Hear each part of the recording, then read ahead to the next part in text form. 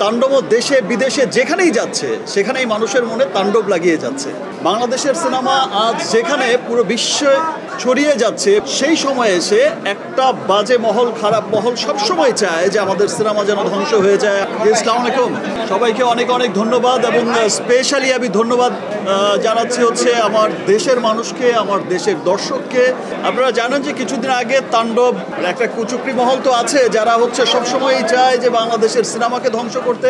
বাংলাদেশের সিনেমা আজ যেখানে পুরো বিশ্বে ছড়িয়ে যাচ্ছে, পুরো বিশ্বে খুব সম্মানের সাথে গর্বের সাথে চলছে, সেই সময় এসে একটা বাজে মহল, খারাপ মহল সবসময় চায় যে আমাদের সিনেমা যেন ধ্বংস হয়ে যায়, আমরা যেন ভালো সিনেমা না বানাতে পারি। সিনেমার মাধ্যমেই তো আমাদের দেশ, আমাদের কৃষ্টি কালচার পৃথিবীময় ছড়িয়ে যাচ্ছে, সেই জায়গাটা যেন নষ্ট হয়ে যায়।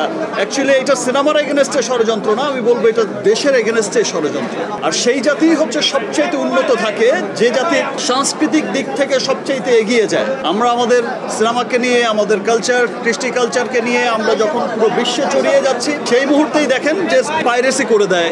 গতবারও আমরা বরবাদের সময় দেখেছি, এবার তো তাণ্ডবে দেখলাম যে আরো আগে পাইরেসি করে দিল। বাট আমি ধন্যবাদ জানাচ্ছি আমার দেশের মানুষকে এবং সমস্ত সিনেমা প্রেমী দর্শকদের। পাইরেসি হওয়ার পরেও এই বাজে মহলটা যেমন বোঝাতে চেয়েছে পাইরেসি হয়ে গেছে, সিনেমা আর চলবে না, সিনেমার সেল নেই, যে পাইরেসি হওয়ার পর আরো ডিমান্ড বেড়ে গেছে।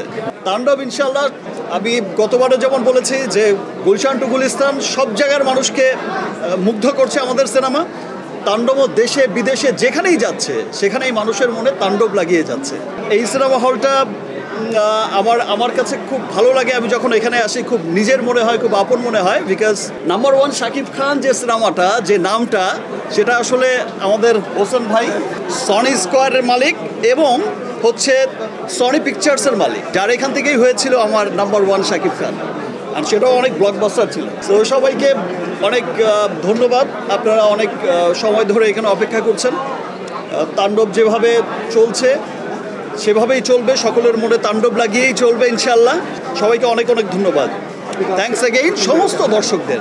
আরেকটা স্পেশাল কথা যেটা হচ্ছে যে যেই সংগ্রামটা আসলে দর্শকরা করছে, যে ভালোবাসাটা দিচ্ছে, ভালোবাসা তো দিচ্ছে, সব ঠিক আছে, কিন্তু এই পাইরেসির এগেনস্টে আমার মনে হয় যে আমাদের প্রত্যেকটা মানুষকে সোচ্চার হয়ে, প্রত্যেকটা দর্শককে, আপনি আপনার পাশের বাসার যদি কাউকে দেখেন যে এর সাথে জড়িত, প্লিজ আপনি তার বিরুদ্ধে অ্যাকশন নিন। পাইরেসির বিরুদ্ধে আমাদের সকলকেই কিন্তু একসাথে কাজ করতে হবে। এবং বাংলা সিনেমা শুধু আমরা যারা বাংলা সিনেমার সাথে জড়িত, সিনেমার ডিরেক্টর, প্রডিউসার, আর্টিস্ট বা জার্নালিস্ট, শুধু তাদেরই সিনেমা না, বাংলা সিনেমা হচ্ছে পুরো দেশের সিনেমা, এটা আমাদের সিনেমা। সো আমাদের সিনেমার উন্নয়নে আমাদের সকলকে কাজ করতে হবে, পাইরেসির এগেনস্টে কাজ করতে হবে এবং পাইরেসিকে, পাইরেটেড কপিকে না বলতে হবে।